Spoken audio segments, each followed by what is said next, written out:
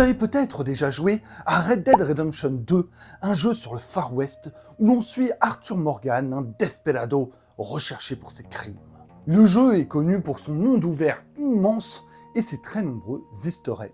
Un easter egg, c'est un élément dans une œuvre de fiction qui n'a pas forcément d'importance dans l'histoire, mais qui est une référence, un hommage à autre chose. Par exemple, les petites apparitions de Stan Lee dans quasiment tous les films Marvel. Ceux qui ont parcouru la carte de Red Dead connaissent forcément le village de Plaisance, situé dans la région de Scarlet Meadows, dans l'état de Lemoine.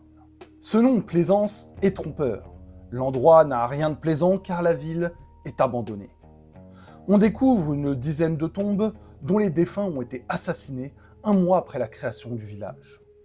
De nombreuses maisons sont barricadées avec des inscriptions comme « Défense d'entrée, peste » ou « Pêcheur impur ». Un arbre s'est écroulé sur l'école. Il y eut un incendie. Il n'y a pas de croix au sommet de l'église. Et dans les marécages non loin, on trouve pendu à un arbre un immense serpent. Tout cela est vraiment étrange. Est-ce que les habitants de ce village vénéraient le diable et ce serait donc la cause de leur malheur ? On ne le saura jamais.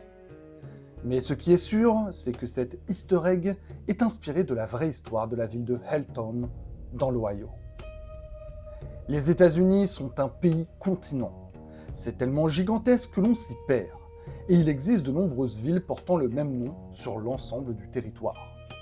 Tout le monde connaît Boston, dans le Massachusetts, l'une des plus grandes villes américaines. Il existait un homonyme dans l'Ohio, plus précisément dans la vallée de Cuyahoga, une ville surnommée au fil du temps Helltown. Que s'est-il passé pour que la ville soit abandonnée et qu'on la surnomme ainsi ? La ville fut fondée en 1805 par Alfred Wolcott et James Stanford, qui la baptisèrent Boston Township. Les colons s'y installèrent et le canton fut reconnu officiellement en 1811. Dans les premières années, l'économie du village est dynamisée par la construction du canal de l'Ohio et de l'Erie entre 1825 et 1827. Cela permettait une voie de transport essentielle pour les hommes et les marchandises. Les agriculteurs et les ouvriers affluèrent et en 1850, le village devient le plus puissant du canton. L'arrivée du chemin de fer permit à la région de prendre une autre dimension, mais dans le même temps, condamna toute une économie basée sur le transport fluvial. Les industries locales connurent une chute brutale, comme celle de l'extraction de pierre, et de graves inondations eurent lieu en 1920. Dans les années 70, le gouvernement américain décida de créer le parc national de la vallée de Cuyahoga et de racheter les propriétés privées du coin. Helltown fut progressivement abandonnée avant d'être détruite en 2016. C'est une histoire assez classique, mais Helltown a fait l'objet de nombreuses rumeurs.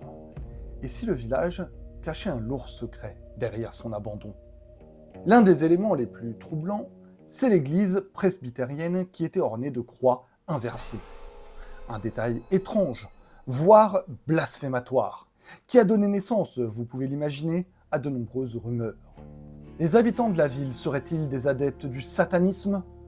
Les bruits courent qu'ils auraient pratiqué des mutilations animales, et même des sacrifices humains.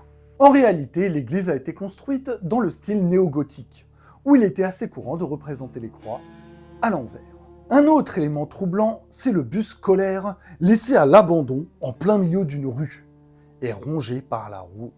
Les enfants auraient été assassinés par un tueur en série et des chasseurs de fantômes ont affirmé avoir vu les esprits des écoliers à l'intérieur du bus. Leur esprit continuerait à hanter le véhicule et certains disent même avoir vu celui du tueur.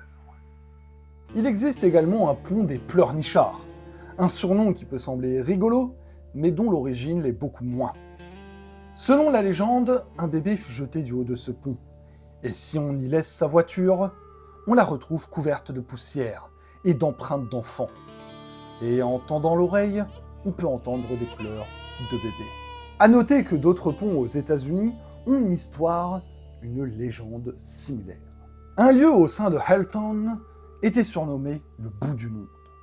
C'était un tronçon de Stanford Road avec une pente abrupte et un gros dénivelé soudain qui donnait l'impression que les voitures allaient dévaler une falaise.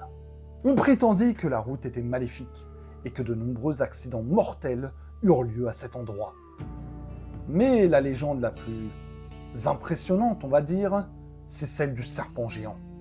Un serpent gigantesque qui terrorisait la région et qui était surnommé le python de la péninsule.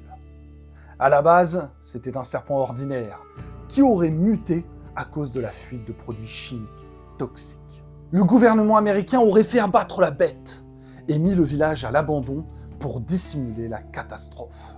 Et il y a un fond de vérité, un petit fond, puisque des produits chimiques toxiques ont bien été découverts dans une décharge à proximité. Mais rien ne prouve l'histoire du serpent. C'est le résultat de toutes ces histoires, toutes ces légendes, qui ont donné ce surnom Helltown.